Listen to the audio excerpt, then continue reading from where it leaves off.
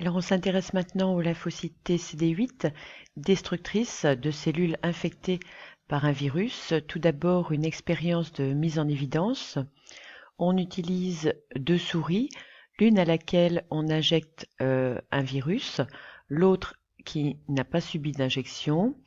On prélève les lymphocytes T 9 jours après l'injection éventuelle, donc pour celui-ci, ou de la même manière 9 jours après l'absence d'injection. On prélève donc les lymphocytes T que l'on va mettre dans certaines expériences ou et pas dans certaines autres. Ici, nous avons des cellules infectées par le virus et des cellules non infectées par le virus. Donc à ces cellules infectées par le virus, on les marque au chrome radioactif qui va être libéré si la cellule est détruite. Et donc on mesure le pourcentage de libération de chrome radioactif. Alors on voit que dans ces trois expériences-ci, la quantité de chrome libérée est sensiblement la même.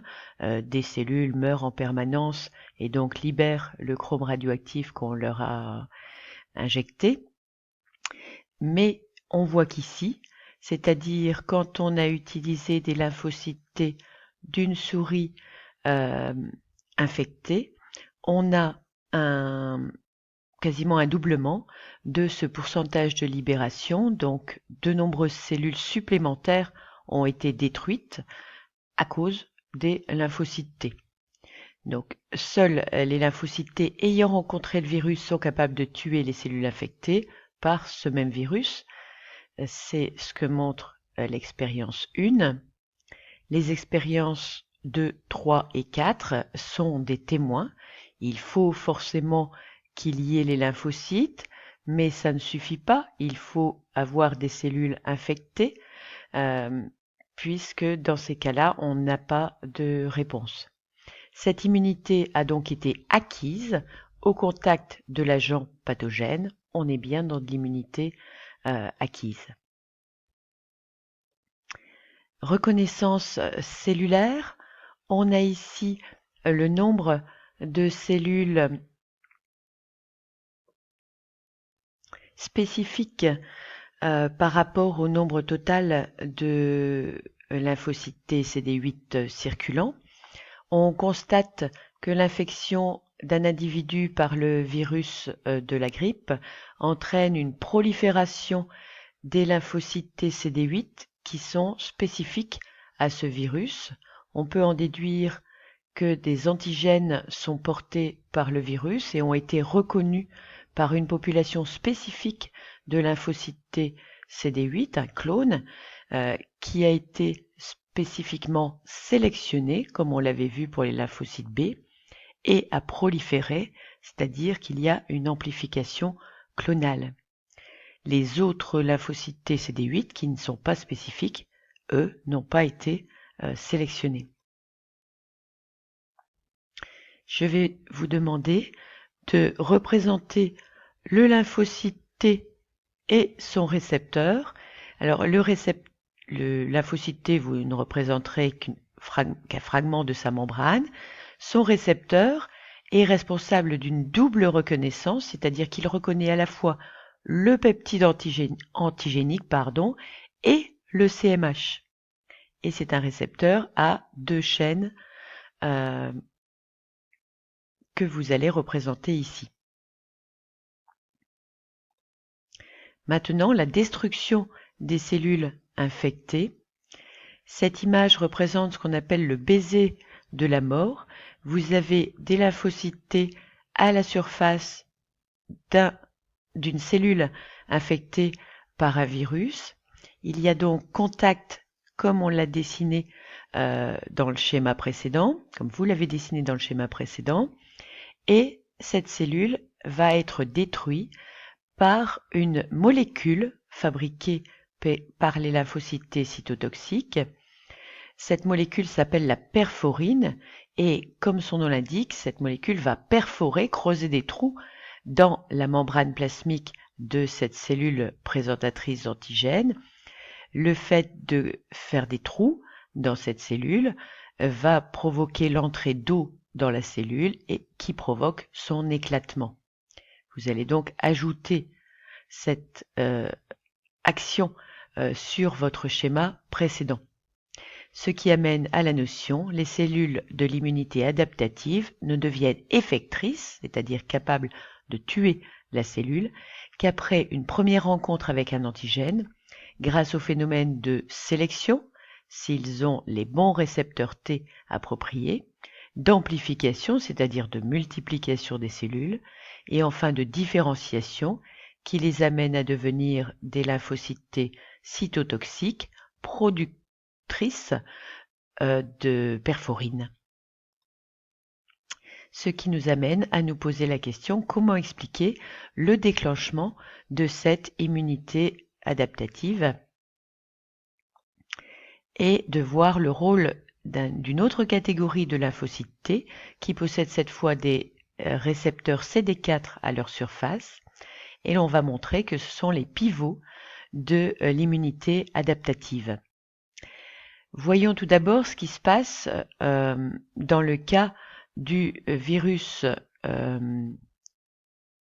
du sida, le VIH, virus de l'immunodéficience humaine.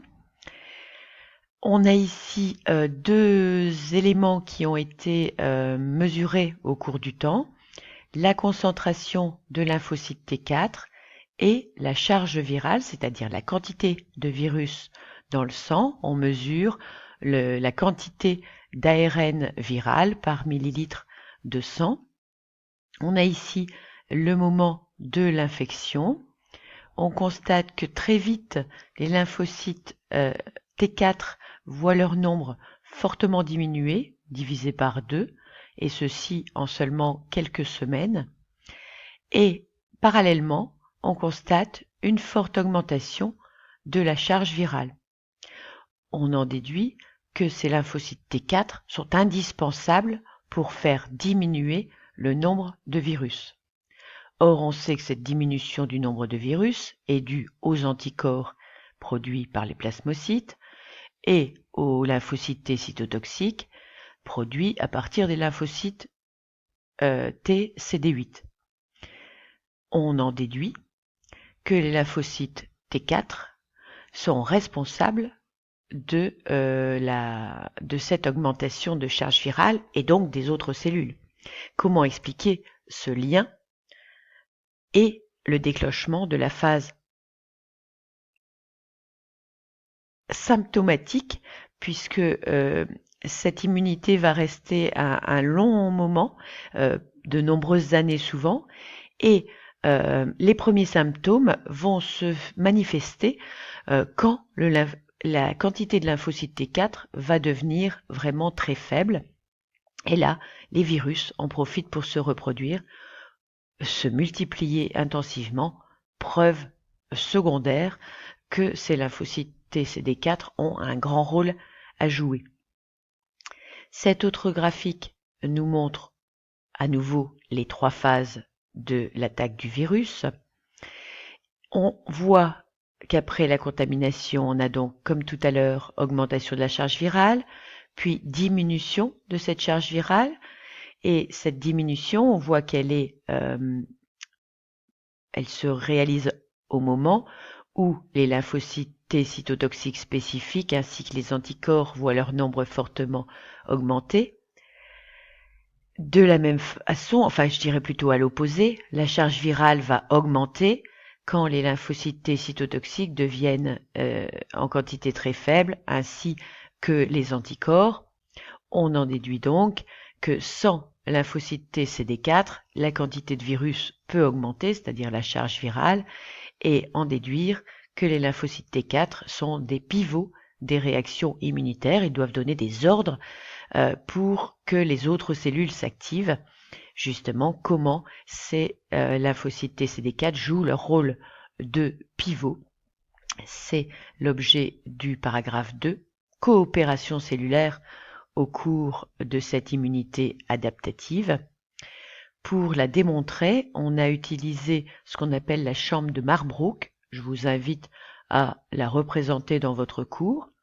Alors, il s'agit tout simplement d'un Erlenmeyer dans lequel on a plongé un flacon dont la partie inférieure est perméable aux molécules, mais imperméable aux cellules. On a un milieu de culture dans les deux cas qui va être différent. Dans l'expérience 1, on met des lymphocytes dans la chambre supérieure. On ne met pas de lymphocytes dans la chambre supérieure, mais des lymphocytes B dans la chambre inférieure. On remarque une agglutination. De la même façon, rien dans le haut, des lymphocytes T dans le bas, pas d'agglutination. Des lymphocytes, toujours pas de lymphocytes dans la chambre supérieure, des lymphocytes B et T dans la chambre inférieure. Il y a une forte agglutination.